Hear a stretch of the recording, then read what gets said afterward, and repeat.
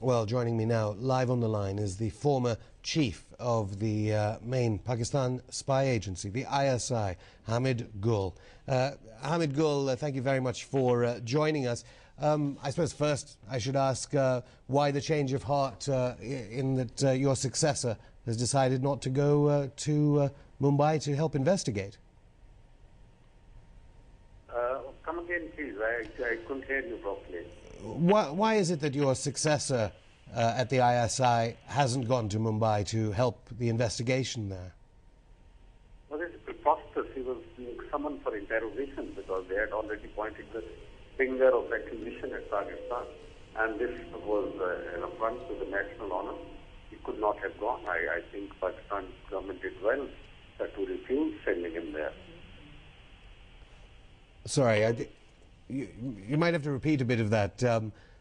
So you were saying that the present ISI chief wasn't welcome? No, that's not the question. I mean, they first accused Pakistan and then they summoned him, not to cooperate, but to interrogate him.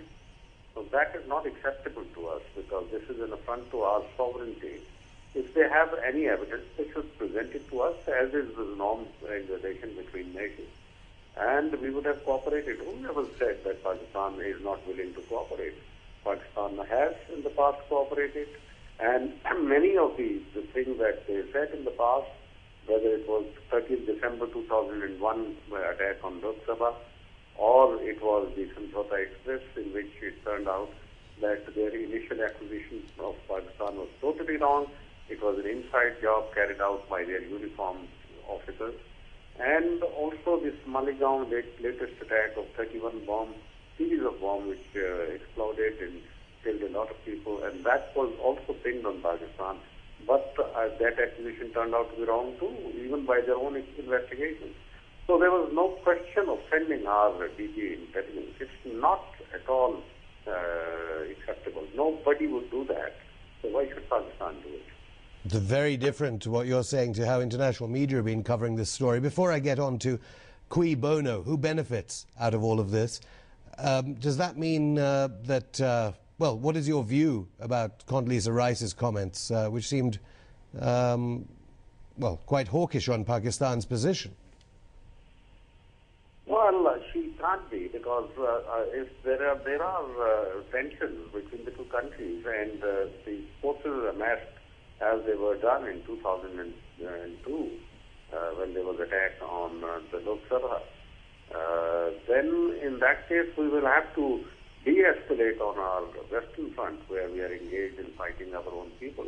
America's war it is not our war, but still we have been pressed into service for reasons best known to the government.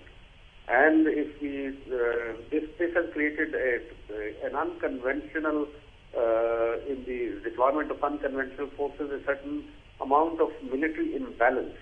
And in order to address that imbalance, we will definitely have to draw forces from the West and shift them to the East. And that probably is not acceptable to America. And of course, I suppose you expect that the US attacks on Pakistani territory will continue? So far, it is that's the case it is. I think the Americans have said that they would continue their attack. That is part of their preemptive doctrine. But there is a great deal of resentment.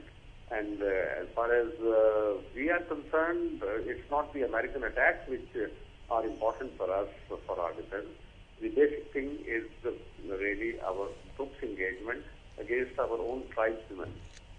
And we are fighting them for no rhyme or reason at all. It is only because America is arm-twisting Pakistan into this kind of an engagement. But once there are tensions on the eastern border, then quite obviously, logically, Pakistan armed forces would demand that they relocate their forces to the east. You, of course, were the former chief of the ISI, and the ISI's name has been all across international media. They've been covering this story. What do you think is the mood at the present leadership of the ISI, and who has benefited most out of these attacks as the tension between Pakistan and India is being ratcheted up, at least in terms of words?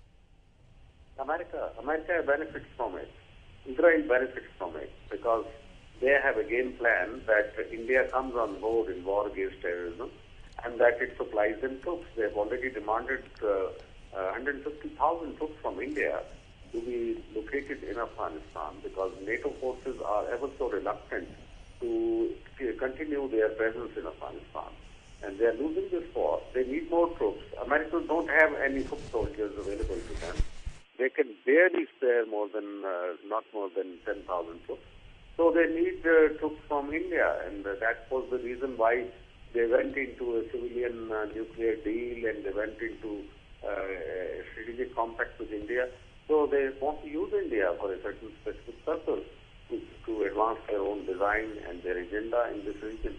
So I think America would benefit from it in the long run because if there are tensions, then they would have India believe that their war against terrorism is also India's war against terrorism, as they did in case of Pakistan.